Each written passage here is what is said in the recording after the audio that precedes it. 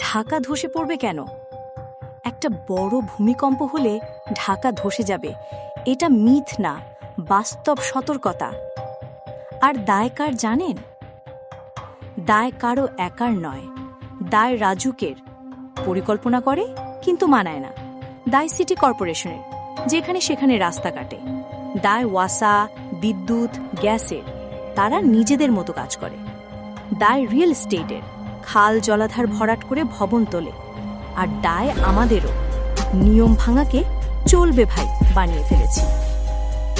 ঢাকা একমাত্র শহর, কিন্তু এর উপর চলে আলাদা আলাদা সরকারের মতো 15টা সংস্থা। কেউ কারো কথা শোনে না। ফল একটা পরিকল্পনাহীন, ভিড়ে ঠাসা, দখলে ভরা শহর।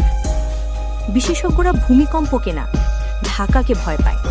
কারণ অনিয়মে তৈরি ভবন, সরু রাস্তা, খোলা জায়গা নেই, উদ্ধারযান ঢুকতে পারবে না। সব মিলে বড় ভূমিকম্প হলে ঢাকা নিজেই নিজের উপর ভেঙে পড়তে পারে। দায় কার?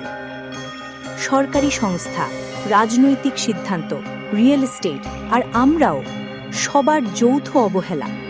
যে শহর নিয়ম মানে না, সে শহর দুর্যোগে টিকতে পারে না। ঢাকা বাঁচাতে চাইলে এখনই সময়। নিয়ম মানা, খাল বিল রক্ষা আর সঠিক পরিকল্পনা। নইলে একদিন শহরই আমাদের জিজ্ঞেস করবে, তোমরা আমাকে কেন বাঁচাতে চাইলে না?